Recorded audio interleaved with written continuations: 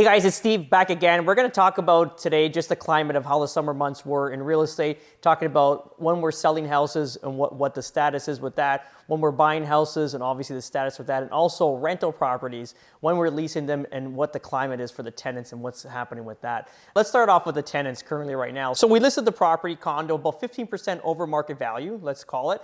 And we got a slew of showings, not as many as I would have thought, but then we got one tenant that needed to get into a space, and she paid us the money. Even though they complained about the process that they were overpaying for the unit, I said either you're going to take it or the next tenant's going to take it. And I was actually talking to the realtor in this scenario, and literally we secured this lease, and my client got, let's say 15% above market value, first and last payment up front, and qualified tenants. So she'll have these tenants for the next year or two without any hassles going forward. Just talking about rentals, what we're seeing too is a lot of tenants are paying, just out of desperation rather, they're paying between sometimes 6, 12, and 24 months of rent up front. In the landlord-tenant board, we shouldn't be taking more than the first and last month and maybe a security deposit for keys, but nothing more than that. So anything more money that you're taking in is actually not legal, let's call it, based on the landlord-tenant board.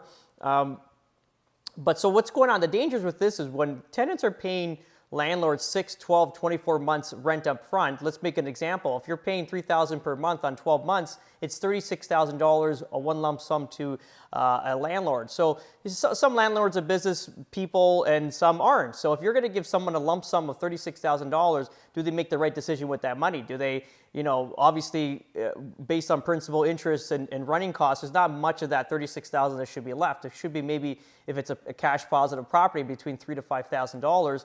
And that $31,000 should be put aside because that's what's going to run the property. Let's say this landlord now sees this $36,000 and goes out and buys a brand new vehicle, and now he's left without paying the rent going forward. And now you've paid all this money up front. Now this landlord's losing the property, and you're left without a property, and you're left without $36,000. So just be very cautious about this. Naturally, we're not seeing this just yet. Our market hasn't changed. Obviously, we have super hyperinflation, so property housing prices are a lot higher than, let's say, mortgage amounts currently right now. But let's just say when that does shift, you got to be very careful with how much money you're giving over to your unknown landlord. So some people will treat it like a business and be very organized with all the payments, and some just won't, and majority won't. So just be careful with how you're sending money over to your landlord and how much you're sending to your. That's the only cautionary note there. And talking about on the buying and selling side. So even with our selling side, currently right now, again, desperation because of lack of inventory. I'll give you an example. We just sold a property in Mississauga, probably one of the highest sold houses in the area per square foot. So we sold a 1,600 square foot house for $1,328,000, which equates to, I think it was $811 per square foot. That's what the amount totaled to.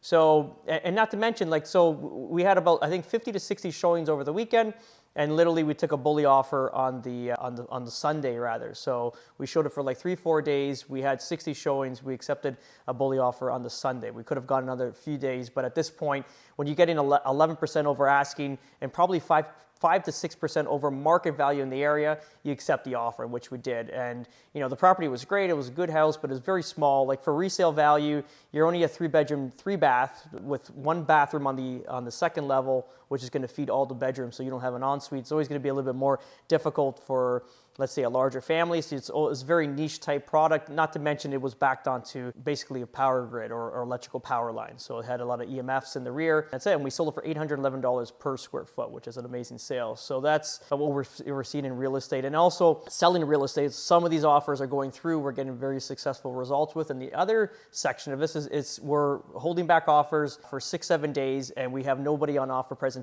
day. Even though we had like 30 to 50 showings during the week, we don't have nobody on the offer date. So what we do with this, like I mentioned many times with Morning with Steve, we cancel, relist it at market value, and we sell it between 24 and 48 hours after that cancel relist. It literally brings in a whole new set of realtors and buyers. It's incredible how the different sections are, because when we get it at a lower price, we bring in a whole slew of agents that are probably hoping that we're going to sell it at asking price. So we're getting a lot of people in, but not real bidders. And then when we cancel, relist it, and put it to market value, we get the real buyers in and we sell it quick, which they should normally do.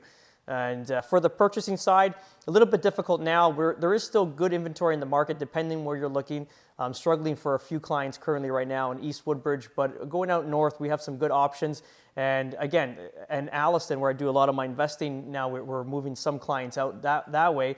We're looking at detached properties that we're about 3,000 square feet that would have been about 600,000 at best, 650,000 at best, probably 2019, 2020. And now they're at literally $1.2 million. And we just witnessed two of them sell last week for $1,225 and $1,255. So it's just incredible how, let's say, $1 million sales in Alliston is a norm currently right now.